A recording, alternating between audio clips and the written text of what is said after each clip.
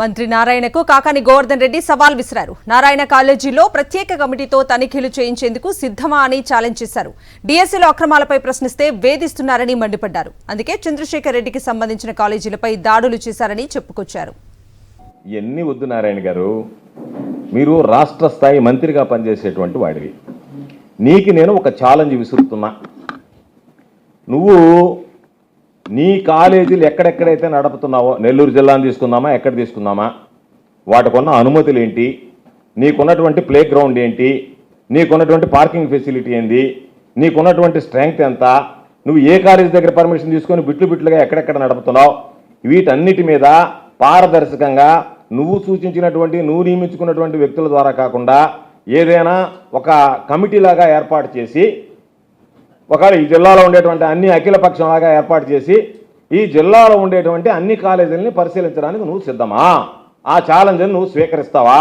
శశిధర్ గారు, మేము నియమ నిబంధనల మేరకు నడుచుకున్నాము స్పోర్ట్స్ కోటాకు సంబంధించిన మాట్లాడు. ఆ స్పోర్ట్స్ కోటాలో నియమ నిబంధనలు తప్పని కదా మేము చెప్పేది. వాటి మీద వివరణ ఇవ్వాల్సింది ఎవరు?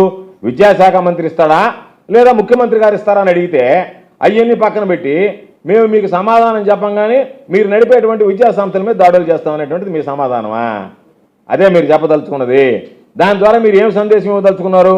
డిఎస్సీలో అక్రమాలను ప్రశ్నిస్తే కూటమి ప్రభుత్వం కక్ష సాధింపులకు పాల్పడుతోందన్నారు ఎమ్మెల్సీ పర్వతరెడ్డి చంద్రశేఖర్ రెడ్డి. ఇందులో భాగంగానే తన కుమారుడికి చెందిన కృష్ణ చైతన్య కాలేజీలో తనిఖీలు చేశారని చెప్పుకొచ్చారు. ఎన్నో ఏళ్ల నుంచి కాలేజీలు నడిపిస్తున్నామని, ఎప్పుడూ ఇలాంటి సంస్కృతి లేదన్నారు.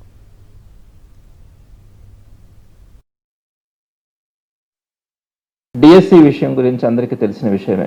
డిఎస్సిలో జరిగినటువంటి లోపాలు కానీ, అక్కడ జరిగినటువంటి విషయాలన్నింటి మీద కూడా గత కొన్ని రోజులుగా సాక్ష్యాధారాలతో సహా వైఎస్ఆర్సీపీ మాట్లాడడం కానీ, ప్రజల ముందుకు తీసుకెళ్లడం కానీ, ఈరోజు నిరుద్యోగులు పడుతున్నటువంటి బాధను అందరి దృష్టికి కూడా తీసుకురావడం, దాని మీద సిబిఐ ఎంక్వైరీ కావాలని కోరడం కూడా జరుగుతూ ఉంది.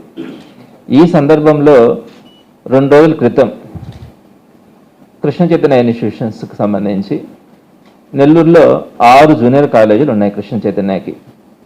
అయితే ఈ 6 జూనియర్ కాలేజీల మీదనే సాయంత్రం 5:30 ప్రాంతంలో స్టార్ట్ చేసి రాత్రి 11:30 దాకా ఈ అధికారులందరూ కూడా కేవలం కృష్ణ చైతన్యకు సంబంధించిన 6 ఇన్స్టిట్యూషన్స్లో ఈ తనిఖీలు చేయడం. రాష్ట్రంలో ఇన్ని కాలేజీలు ఉన్నాయి. మేము కూడా 28 సంవత్సరాల నుంచి కాలేజీలు రన్ చేస్తూ ఉన్నాం. ఈ పద్ధతి ఎప్పుడు కూడా లేదు.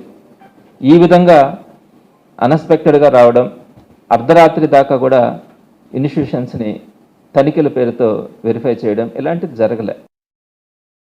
మరిన్ని అప్డేట్స్ కోసం ఛానల్ను సబ్స్క్రైబ్ చేయండి. నోటిఫికేషన్స్ కోసం బెల్ ఐకాన్ పై క్లిక్ చేయండి.